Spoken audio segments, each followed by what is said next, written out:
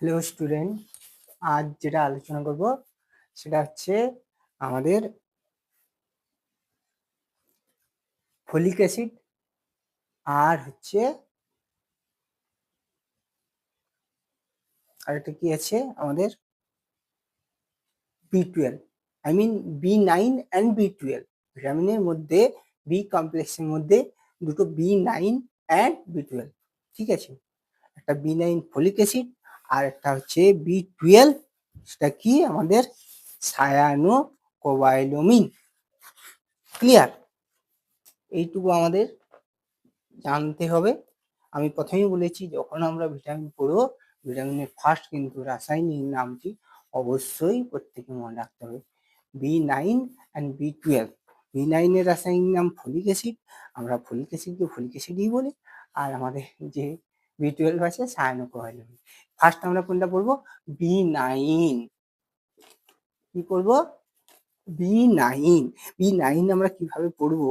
দেখো, আমাদের যে B9 টা অন্যতম একটা কাদের পক্ষে গুরুত্বপূর্ণ জানো? ফলিক অ্যাসিডটা প্রেগনেন্ট মাদারদের ক্ষেত্রে অন্যতম গুরুত্বপূর্ণ। আর একটা আমাদের যে অ্যানিমিয়া প্রতিরোধ আসে, সেই অ্যানিমিয়া প্রতিরোধে একটা অ্যানিমিয়া বলে রক্তাল্পতা যেটাকে বলছি, যেটা আমরা সচরাচর জানি লোহর অভাবে রক্তাল্পতা হয়। কিন্তু এই ফলিক অ্যাসিড অর্থাৎ B9, B12 অ্যাকচুয়ালি মূল উদ্দেশ্য যেটা আমি আগে সেটা বলে দিই, এই যে B9 বা B12টা আমি কেন অন্যতম বলছি, কারণ ওই যে যেমন আয়রন রক্তাল্পতা প্রতিরোধে সাহায্য করে বলে আমরা সর্বদা পরিচিত, আর B12 এবং B9ও কিন্তু ওই কাজে অন্যতম গুরুত্বপূর্ণ ভূমিকা পালন করে। তোমরা জানবে যে লোহিত রক্ত কণিকা B9 যদি না ঠিকমতো গ্রহণ করা হয়, লোহিত রক্ত কণিকার সেল গঠন হয় না। এই লোহিত রক্ত কণিকার সেল গঠন হয় না বলেই আমাদের কি হয়? অ্যানিমিয়া প্রবলেমটা অনেক সময় সব থেকে বেশি দেখা যায়। এছাড়াও আমরা বলি আয়রন, আমাদের স্কুলে বাচ্চাটিকে দেওয়া হয় কি আয়রন ফলিক অ্যাসিড ট্যাবলেট। এছাড়াও আছে ভিটামিন B12, এগুলো প্রত্যেকটাই কিন্তু অ্যানিমিয়ার ডেফিসিয়েন্সি, মানে যদি এগুলো শরীরে কম মাত্রায় প্রবেশ করে, যতটা প্রয়োজন, যেমন প্রেগনেন্ট মহিলাদের 570 mg ফলিক অ্যাসিড দরকার, এর থেকে কম যদি হয় সেক্ষেত্রে শিশু বা মাদারের অনেক প্রবলেম হতে পারে। এই জায়গাটাকে আমরা একটু তুলে ধরে এরপরে আমরা যেরকম পড়ি, আমাদের 11-এর জন্য যেটুকু দরকার সেটুকু আমি শুধু বলবো, তার থেকে একটি লাইনও আমি বাড়তি বলবো না। কেন বলো তো? তোমাদের হাতে শোনার সময় কম, আমাদের হাতে পড়ার সময় কম, শুধু এই মানে আমাদের কাছে সময়ও নেই, কিন্তু পড়াশোনার সময়টি নাই, তাই তো? সকলের ক্ষেত্রেই একই সেম, ঠিক আছে? তাহলে এই হচ্ছে আমাদের ঘটনাবলী। এবারে আসছি ঘটনাচক্রে। আমাদের যে B9 এর রাসায়নিক নাম ফলিক অ্যাসিড, তোমরা ফলিক অ্যাসিড বলেই পড়ে যাবে, কোনো রকম প্রবলেম না। ল্যাটিন শব্দ ফোলিয়াম থেকে এই ফলিক অ্যাসিডের উৎপত্তি। এরপরে আমি আসছি কি এর বৈশিষ্ট্য কি হতে পারে। আমাদের ফলিক অ্যাসিডের বৈশিষ্ট্য বলতে এটি হচ্ছে লঘু অ্যালকোহলে দ্রবণীয়। আমরা জানি ভিটামিন সি এবং বি কমপ্লেক্স জলে দ্রবণীয় ভিটামিন, তাহলে জলে দ্রবণীয় ভিটামিন এবং লঘু অ্যালকোহলে দ্রবণীয়, ঠিক আছে। আর হচ্ছে এরা আলোতে বিনষ্ট হয়। তোমরা দেখবে, তোমরা এখন ক্লাস 11 মানে 9-10-এ তোমরা হচ্ছে বা 8-এ তোমরা আয়রন ফলিক অ্যাসিডের ট্যাবলেটে বড়ি পেয়েছো। সেই ওষুধগুলা দেখবে প্যাকেটের যে উপরের অংশটা ওষুধের কালো কালারের হয়। কেন বলো তো? ওতে যাতে না আলো প্রবেশ করে। আমি আগের ক্লাসেই বলেছি যে আমাদের ওই স্কুলে আগের ক্লাসে আমি বললাম যে একটা জিনিস, আমাদের আলোতে কি হয়, আমরা যদি আলোতে ওই ওই কি বললাম ভিটামিন B12 এবং ভিটামিন ফলিক অ্যাসিড অ্যান্ড আর হচ্ছে বি12 সায়ানোকোবায়ালুমিন, যেটা বলছিলাম, যেগুলো আমি যে বৈশিষ্ট্য বললাম আলোতে বিনষ্ট হয়। তোমরা দেখবে তোমরা পেয়েছো ওই ওষুধগুলো উপরের প্যাকেজিংটা কেমন হয়, উপরে যে প্যাকেজিং করা থাকে সেই প্যাকেজিংটা কোন কালারের হয়, কালো কালারের হয়, যাতে না সেখানে আলো প্রবেশ করতে না পারে। আলোতে এই যে ভিটামিনটা, এই ভিটামিনটা নষ্ট হয়ে যায়, তার জন্য সেগুলো আলোতে করা হয়। আলোটাকে যাতে না ওই ঔষধের মধ্যে বা ট্যাবলেটের মধ্যে প্রবেশ করতে না পারে, তার জন্য প্রোটেক্ট করা হয়। এই হচ্ছে আমাদের বৈশিষ্ট্য। তার মানে কি, আমি তোমাদেরকে আগের ক্লাসে যেটা বলতে চেয়েছিলাম, আমাদের বই বলে কোনো জিনিস হয় না, আমি এটাই বলতে চেয়েছিলাম। আমার বোঝাতে একটু অসুবিধা হলো। ওই যে আমি বললাম না, আমরা যা করি সমস্ত কিছু বইয়ের মধ্যে কোনো কোনো রকম ভাবে গোছানো সাজানো লেখা থাকে। ওই যে ওষুধটা দিয়েছে, তখন কিন্তু ওই কেন কালো প্যাকেটটা দিল, তখন কিন্তু আমরা সেই কোশ্চেনটা করিনি। ওই কালো প্যাকেটটা দেয়া হয়েছে, তার অ্যান্সারটা এখানে আছে। যে ঔষধটা নষ্ট হয়ে যাবে সূর্যের আলোতে বা যে কোনো আলোতে ঔষধটা নষ্ট হয়ে যায়, সেই জন্য ভিটামিনটা নষ্ট হয়ে যায়, ওই জন্য কালো প্যাকেটটা দেওয়া হয়েছে। সুতরাং আমরা অলরেডি যে ভিটামিন ফলিক অ্যাসিডটা আলোতে নষ্ট হয়ে যায়, সেটা আমরা অলরেডি ক্লাস 9-এ বা 10-এ 8-এ দেখে আসছি ছোটবেলা থেকে। পড়ছি কখন? পড়ছি আমরা এসে 11-এ। তার মানে কি, বই বলে কি কিছু হয়? বই বলে কিচ্ছু হয় না। এগুলো শুধুমাত্র আমরা যেগুলো করি সেগুলো সাজিয়ে গুছিয়ে লেখা থাকে। ক্লিয়ার? নেক্সট আসছি যেটা দেখো, এখানে আসছি আমাদের আরেকটা, এখানে আসছি যে বোরিয়াম লেড দহনে অধঃক্ষিপ্ত হয়। ঠিক আছে, আর একটা জিনিস ছেলেমেয়েদের কাছে দেখবে, আমাদের অনেক সময় বলে এই যে আয়রন ফলিক অ্যাসিডের ট্যাবলেটগুলো যেগুলো দেওয়া হয়, এগুলো অনেক সাইড এফেক্ট। হ্যাঁ, কেন হয় জানো তো? আমরা আমি আগের ক্লাসে বললাম ভিটামিন সি কি করে আয়রনের শোষণে গুরুত্বপূর্ণ।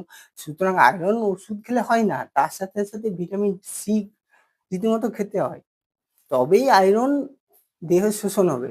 আয়রন খেয়ে নিলাম, ভিটামিন সি নিলাম না, তবে কি আয়রন কাজ করবে? কাজ করবে না। ঠিক আছে, এই হচ্ছে আমাদের জাস্ট ফিউ আইডিয়া, মানে জাস্ট অল্প আইডিয়া একটি। আর এরপরে আসছি উৎসগুলো। আমি সর্বদা বলে এসেছি সব থেকে হায়ার অ্যামাউন্টের যে উৎসগুলোতে ভিটামিনটি পাওয়া যাবে সেই উৎসগুলি তোমরা মনে রাখবে, তাহার বাইরে একটি উৎস মনে রাখবে না।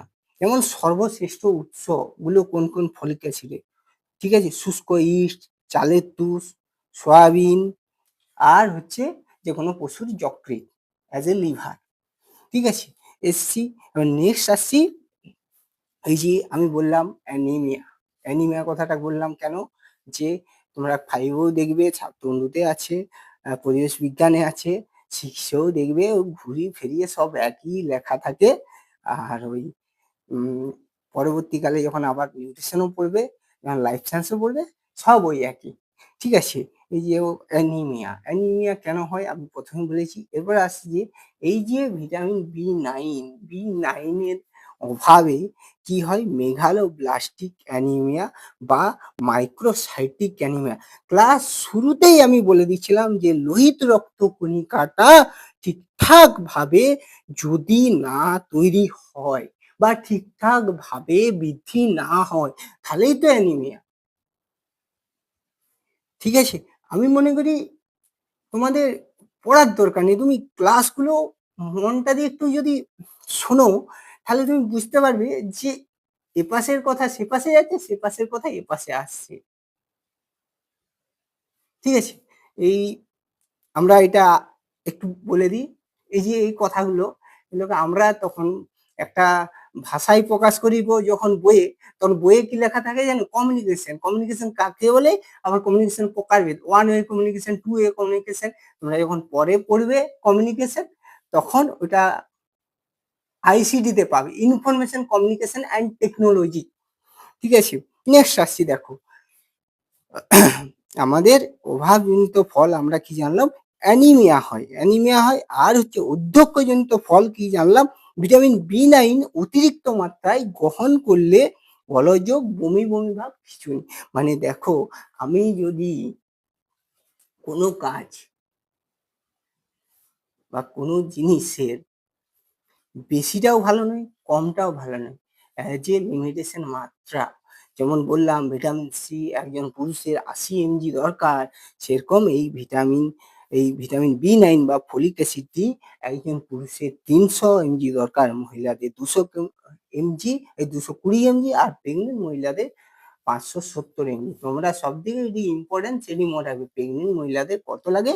570 mg। আমাদের এই হচ্ছে মোটামুটি আমাদের ফলিক অ্যাসিডে ডেসক্রাইব। এরপরে আসি এটা শারীরবৃত্তীয় কাজ কি হতে পারে। আমরা প্রথমে পড়ছি লোহিত রক্তকণিকার সেল ঠিকঠাকভাবে গঠন হয় না, 1 নম্বর কাজ। 2 নম্বর কাজ কি? ডিএনএ সংশ্লেষে গুরুত্বপূর্ণ ভূমিকা পালন করে। 3 নম্বর কি? আমি প্রথমে বলেছি B12 এর সঙ্গে কিন্তু একটা রিলেশন আছে, সেই B12 এর সঙ্গে ফলিক অ্যাসিড নিউক্লিক অ্যাসিড সংশ্লেষে গুরুত্বপূর্ণ ভূমিকা পালন করে। দেখো একটা পড়ার সাথে একটা পড়া কেমন ভাবে লিঙ্কেজ হয়েছে, মানে একটা জায়গার সঙ্গে আরেকটা জায়গা লিঙ্কেজ হয়ে নতুন একটা সৃষ্টি হয়। যেমন আমার বাবা, তার বাবা দাদু, তার বাবা বড় বাবা, এই যে এইরকম যেমন আমাদের জীবনে ঘটে থাকা একটা রিলেশনশিপ, সেরকম পড়াশোনাগুলোর মধ্যে আরেকটার সঙ্গে আরেকটা সুন্দরভাবে শৃঙ্খলভাবে চেন তৈরি হয়ে আছে। এই চেনগুলোকে আমাদেরকে ধরতে হবে। এই চেনগুলোকে পড়াশোনা করে নাম্বার পেয়ে যায় সবাই, চাকরি সবাই পেয়ে যায়, কিন্তু এই চেনগুলোকে ধরে তুমি যত অ্যানালাইসিস করবে তুমি তত তোমার উপরের দিকে তুমি এগিয়ে যাবে। এই হচ্ছে তোমার আমাদের পড়ার যে মূল বিষয়বস্তু। যাই হোক, এবার নেক্সট আসছি যেটা ওই যে বারবার বলেছি একই জিনিস, এই রক্তাল্পতা রোধ প্রতিরোধে গুরুত্বপূর্ণ ভূমিকা পালন করছে এই অ্যানিমে। অভাবজনিত ফলটা যদি আমি ভালো করে পড়ি, তাহলে এখানেও আমি কিন্তু ওই কাজগুলো পেয়ে যাব। তাহলে আমি আর বেশি কিছু বলবো না। আর একটা জিনিস কি, এই যে ফলিক অ্যাসিডটা প্রেগনেন্ট মহিলাদের কেন প্রয়োজন, সেখানে কি বলছে যে ভ্রূণ বা শিশু হয় তাদের ক্ষেত্রে মস্তিষ্ক গঠন বা ওই যে নিউক্লিক অ্যাসিড যে কথাটা বললাম, সেগুলো একটা গুরুত্বপূর্ণ ভূমিকা বা প্রয়োজন হয় সূচনাকাণ্ড এবং মস্তিষ্কের কোনো একটা কাজের গঠনে একান্তই প্রয়োজন হয়। ঠিক আছে, আমাদের আর কিছু এখান থেকে কোনো জানার প্রয়োজন নেই। আমি বারবার বলে এসেছি, প্রতিটা ক্লাসেই বলি কোশ্চেন মার্ক 2, 3, 4। তাই যে কোনো জিনিস হলে 3টে মনে রাখো, নাহলে 4টে মনে রাখো, ওখান থেকে তুমি বেরিয়ে যাবে। এরপরে আসছি কোনটা আমাদের, সেটা হচ্ছে সায়ানোকোবায়ালুমিন, মানে কোনটা? ভিটামিন B12টা। কোনটা? ভিটামিন B12টা। ঠিক আছে, এই ভিটামিন B12টা আমাদের বললাম। এবারে কি আসছি দেখবে, ওই ফলিক অ্যাসিডের সর্বশ্রেষ্ঠ উৎসের মধ্যে ছিল যকৃৎ, কিন্তু এই যে আমাদের ভিটামিন B12 এরও কিন্তু সর্বশ্রেষ্ঠ উৎসের মধ্যে লিভার বা যকৃৎ, কমন ব্যাপার এটা। এবারে তুমি তোমার পছন্দ মতো কিছু মনে রাখতেই পারো, মাছ, মাংস, দুধ, ডিম, পনির।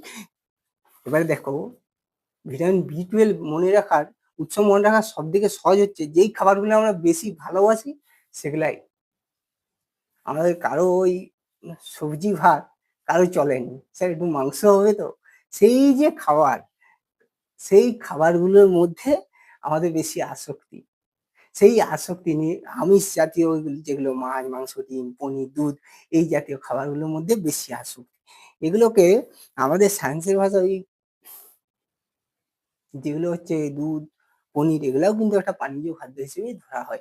তাহলে এই জায়গাগুলো থেকে আমরা কিন্তু বেশি পরিমাণে ভিটামিন B12 পেয়ে থাকি। সুতরাং এখানে মনে রাখার মতো কোনো বিষয়বস্তু নেই, পুরোটাই আমার জানার মধ্যে, প্রত্যেকদিন ঘটার মধ্যে। ঠিক আছে, এখানে হচ্ছে ওই যে শারীরবৃত্তীয় কাজ আমি বললাম, লৌহ, আয়রন, ওই একই জিনিস, লৌহ, iron, vitamin B12 and B9 এরা কি করে? অ্যানিমিয়া রোগ প্রতিরোধে সাহায্য করে। তাহলে সুতরাং আমার কাজের জন্য কি আর আলাদা করে কোনো লাইন পড়তে হবে? তাহলে এখানে আমি একটা শারীরবৃত্তীয় কাজে পেয়ে গেলাম। ঠিক আছে, এবার আসছি কি আরেকটা, ওই যে আগেরটাই আমি বলেছিলাম নিউক্লিক অ্যাসিড সংশ্লেষ, ভিটামিন B12 এর সঙ্গে B9 এর যেমন সম্পর্কটা আছে, সেই রকমই ঠিক আমাদের ওই নিউক্লিক অ্যাসিডটা কিন্তু আমাদের অন্যতম গুরুত্বপূর্ণ ভূমিকা পালন করে। B9 and B12 nucleic acid সংশ্লেষে গুরুত্বপূর্ণ ভূমিকা পালন করে। আর হচ্ছে আমাদের যে লোহিত রক্তকণিকা, শ্বেত রক্তকণিকা, অনুচক্রিকা রয়েছে, সেই শ্বেত রক্তকণিকাতে ভিটামিন B12 একটি গুরুত্বপূর্ণ কাজ, অন্যতম অস্থিমজ্জার উপর যে শ্বেত রক্তকণিকা এবং তার অনুচক্রিকার সংখ্যা বৃদ্ধিতে গুরুত্বপূর্ণ ভূমিকা পালন করে। এই জায়গাগুলো থেকে আমরা আর কোনো কিছু জানবো না। তাহলে স্যার এখানে আমরা দুটো মনে রাখবো, একটা হচ্ছে রক্তের গঠন আর কিভাবে হচ্ছে, লোহিত রক্তকণিকা, শ্বেত রক্তকণিকা এবং অনুচক্রিকার উপর কিভাবে কাজ করছে, আর নিউক্লিক অ্যাসিড সংশ্লেষ, ডিএনএ সংশ্লেষ, যেটা ফলিক অ্যাসিডও পড়েছি, সেই কাজটাও মনে রাখবো। এইটা একই, একটা মনে রাখলে দুটো হয়ে যাবে। আর একটা মনে রাখতে পারি, সেটা হচ্ছে তুমি দেখবে আমাদের অনেক সময় দেখা যায় হাত পা গুলো ঝিনঝিন করে। হাত পা গুলো ঝিনঝিন করলে আমাদের হচ্ছে নার্ভের একটা প্রবলেম হয়। সেই নার্ভের প্রবলেম গুলোকে দূর করার জন্য আমরা ওই বাজার থেকে বিকোসুল নামক একটা ক্যাপসুল কিনে খাই, ঠিক আছে? তখন বলি ভিটামিনের পরিমাণ শরীরে কমে গেছে, বিকোসুল ক্যাপসুল। সেই বিকোসুল ক্যাপসুলে কন্টেন্টটা দেখবে সেখানে B6 আর B12 আছে। ওই যে বিকোসুল আমরা প্রতিনিয়ত গ্রহণ করি, সেই বিকোসুলের কন্টেন্ট হচ্ছে এই ভিটামিন। তাহলে সুতরাং কি স্নায়ুতন্ত্রের সক্রিয়তার জন্য ভিটামিন B12 একটা কাজ করে থাকে, ঠিক আছে? এই হচ্ছে আমাদের আজকের মতো এইটুকু কাজ। আর হচ্ছে এবার নেক্সট আসছি যে অভাবজনিত ফল। অভাবজনিত ফলের মধ্যে যেগুলোকে আমরা পড়বো সেগুলো ওই একই জিনিস, অ্যানিমিয়ার ভাগগুলো পড়বো। Pernicious anaemia, megaloblastic anaemia, megaloblastic বলে দিয়েছি। আর আজকে এখন বলবো পার্নিসিয়াস অ্যানিমিয়া। পার্নিসিয়াস অ্যানিমিয়া কি করছে, পাকস্থলী ইন্টেনসিভ ক্যাসল ফ্যাক্টর, ক্যাসল ফ্যাক্টরে অভাব ঘটলে ভিটামিন B12 এর শোষণটা ব্যাঘাত ঘটে, ফলে পার্নিসিয়াস অ্যানিমিয়া হয় এবং লোহিত রক্তকণিকা আর আগের অবস্থায় ফিরে যেতে পারে না, বা আগের অবস্থায় তার আকৃতি ঠিকঠাক করে হয় না, অপরিণত অবস্থায় থাকে। মানে যে প্রকৃত যে একটা লোহিত রক্তকণিকার শেপ এন্ড সাইজ, সেই শেপ এন্ড সাইজটা হয় না। ক্লিয়ার? আসছি যেটা আমরা যে প্রভাব পড়ছি, তাই সেখান থেকে আমরা যে কাজ পড়েছি স্যার, স্নায়ুতন্ত্রের যে কেন্দ্রীয় স্নায়ুতন্ত্র বা স্নায়ুতন্ত্রের সক্রিয়করণে গুরুত্বপূর্ণ ভূমিকা পালন করে আমরা প্রভাবটা যে কাজটা করছি, সেই ঠিক তার উল্টা দিকে স্নায়ুতন্ত্রের অবক্ষয় ঘটে। আমাদের যে স্নায়ুতন্ত্র নার্ভাস সিস্টেম থাকে, সেই নার্ভাস সিস্টেমের অবক্ষয় ঘটায়। তার মানে কি, আমরা যেটাই পড়েছি, আগেও বলেছি, যেটা শারীরবৃত্তীয় কাজ, তার ঠিক উল্টোটি হচ্ছে অভাবজনিত লক্ষণ। তাহলে এই হচ্ছে আমাদের গেল B9 and B12। তাহলে আর হচ্ছে তোমাদের এখানে আমাদের অ্যাডুলেশনে, আমরা যেহেতু ক্লাস 11 সেকেন্ড সেমিস্টার, তার জন্য আমরা শুধুমাত্র অ্যাডুলেশনটা এখানে মনে রাখবো। মহিলাদের 2.5 মানে অ্যাডাল্ট যারা, আর পুরুষের 2.5 mg পার ডে। তাহলে আমরা আজকে কি পড়লাম? আজকে আমরা পড়লাম আমাদের vitamin B12 and vitamin B9 এর উৎস পড়লাম। উৎসর মধ্যেও কমন স্যার, কাজের মধ্যেও কমন, আপনি যেখানেই বলছেন সেখানেই কমন। হ্যাঁ, তাহলে কমন বলেই তো দুটোকে একসঙ্গে নিয়েছি, আলাদা আলাদা ক্লাস করতে পারতাম ভিটামিন B9 and B12, কিন্তু দুটোকে একসঙ্গে নিয়েছি কমন বলে। ওকে, ক্লিয়ার?